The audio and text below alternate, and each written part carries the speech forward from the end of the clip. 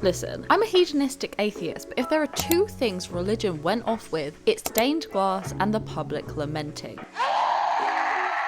So join me in lamenting the current state of everything. When it comes to media, we are in a truly bizarre time of AI slop, endless algorithmic temptation, and, well, politicians just straight up lying. Like, I know politicians have always lied. I'm British. A decent portion of our school history lessons were about our own government's propaganda during the world wars. But have we stopped at least trying to hide it? Media literacy and critical thinking are important skills we need to understand the world around us, but one of the key words there is thinking. Passive consumption, alas, does not equal thinking. It does not equal analysing what is in front of you or meaningfully challenging it. I've previously thought about this in terms of the barrage of social media content we're faced with, and considering some of 2026's buzzwords are feeling sharp, brain rot, and the fall of anti-intellectualism, I'm sure I'm in good company. But today, we're talking about how we can engage more meaningfully with books, specifically through annotation.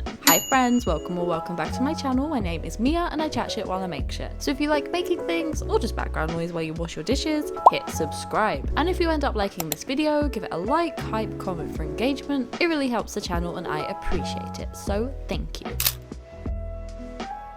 Annotating books, for some reason, is a divisive thing online. Actually, you know what, I'll answer my own question there. It's the internet. Everything is somehow divisive. Here's a photo of an apple. Someone somewhere just called me Hitler reincarnate for it. On one hand, people just want to annotate their books, and on the other, people think annotating books is homework, it's pointless, it's performative. I don't really have an opinion other than I literally don't care what you do with the book you paid for, but recently, I have become a convert. Let me be real, I fell into annotating kind of by accident. There were a couple of books that I wanted to review, but the thing is, unless I absolutely adore a book, I have the memory of a goldfish. So I can give you vibes, but any specifics, there's a 48-hour expiration date from the second I finish it, i.e. I was struggling. So I started annotating to help me highlight specific quotes, note down quick opinions and chapter recaps, things like that, and it was fun. Listen, I know I lost some of you there, but hear me out. I've been evangelical in my desire to spread the word of my holy text, i.e. you should start a media journal, and I realised that annotating books is basically a real-time media journal. Guys, I'm neither a poet nor a scholar and my brain is on Windows 98. Give me a break.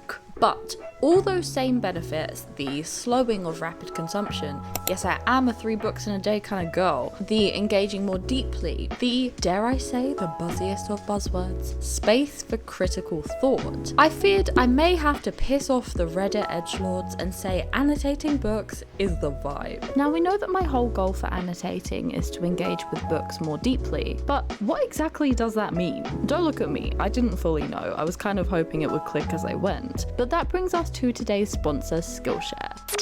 For every topic I find myself wanting to deep dive into and learn more about, Skillshare has a class ready and waiting. To complement and improve my annotation system, I took the class Revolutionize Your Reading, Critical Reading for Personal Transformation. This was so useful if you are interested in learning more deeply. Not only does it offer practical tips on how to actually read critically, some of which I've used in my annotation system, but it also covers how to decide what to read and how to remember it. Skillshare has creative classes taught by world-class creatives like professional illustrators, renowned graphic designers, and successful entrepreneurs. It is the best place to learn a creative skill or pick up a new hobby if you're looking to reconnect with your creativity and maybe avoiding brain rot. Skillshare is where humans come to learn from other humans. And as a treat, the first 500 people to use the link in my description or scan the QR code will receive a 1-month free trial of Skillshare. So I annotate both fiction and non-fiction books, but I've been reading more fiction recently. So here are the common things that come up. Chapter recaps and reactions. To check my understanding of a book and kind of reflect on my opinions, I love me a little chapter recap. For fiction books, this is also genuinely fun. So I read Way to Go by Bella Mackie, which is kind of a whodunit, and I wasn't planning to ever review it or anything, but I was having such a fun time guessing along the way, like noting down my predictions or reactions to mini reveals. I also loved her writing. I thought there were so many funny quips in there to note. This is also also where I challenge things that I've read. Sounds weird, but if there's plot holes or takes I don't agree with in non-fiction, or additional real-world context that I can tie in and kind of expand my thoughts on a little bit. Writing notes, story structures, interesting phrases, pacing notes, etc, etc. So I'm also a writer, slowly crawling through the first draft of my novel, and I find it really useful to annotate my thoughts on the actual craft of writing while I read. It's a great tool to be able to specify what I like and don't like in a book, to be able to use that within my work. Especially with things like pacing, because you can read something and be like, I don't know, the pacing is off, but I really like that with the bookmarks that I use, they stick up, so I can actually put the different story acts at the top, and that's a cool way to visualize pacing too.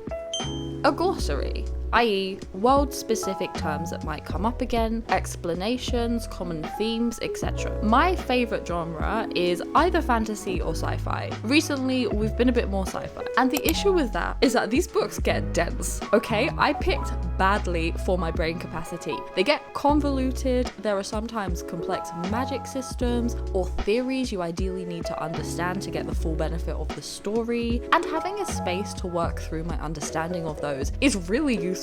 Recently, I read The Gone World, which is a sci-fi based around time travel. Any sci-fi readers know if there is time travel involved, it's gonna get messy. So you can see places where I literally had to like step by step out explanations for myself to stay on track with the plot.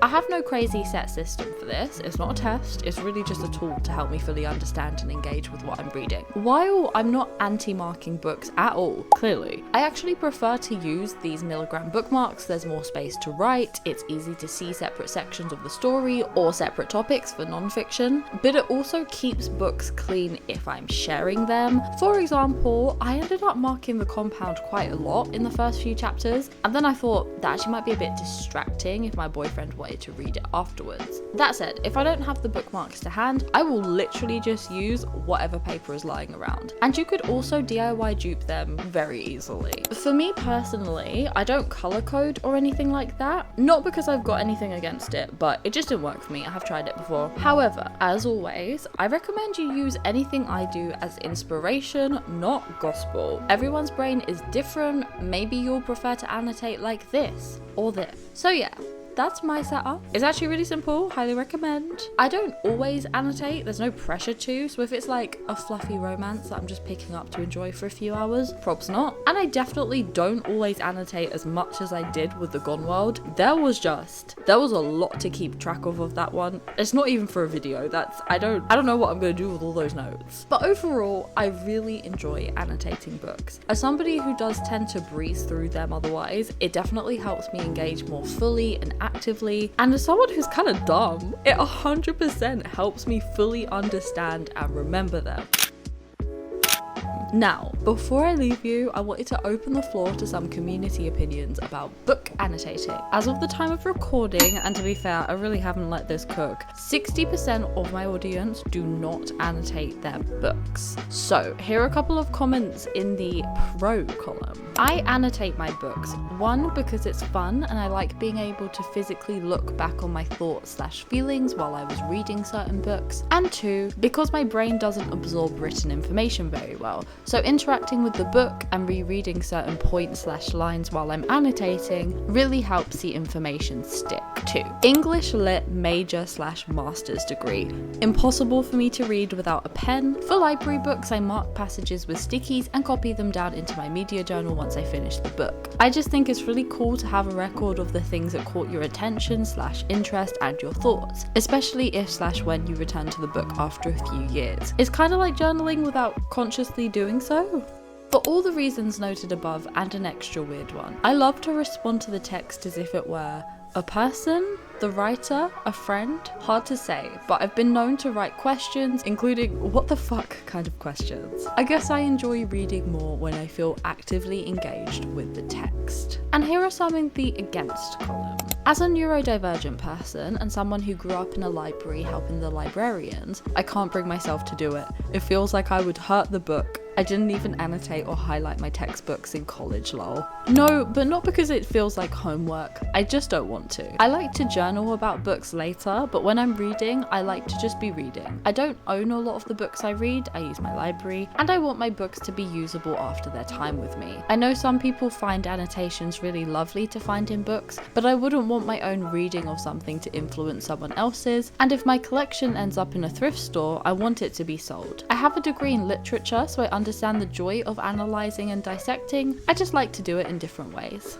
And I only annotate books I read for class, but I do like the idea and wish I could do it for everything I read. Unfortunately, it does feel like homework to me, lol. It takes too long. Thank you to everyone for voting and commenting. Yeah, sorry, I really didn't give that poll any time to simmer, so I'll link it in the description box if you want to see other people's takes on this after the video is live. As always, thank you for hanging out with me. Big thank you to my channel members. You guys have a goodie pack coming out on Sunday, by the way. Okay, bye.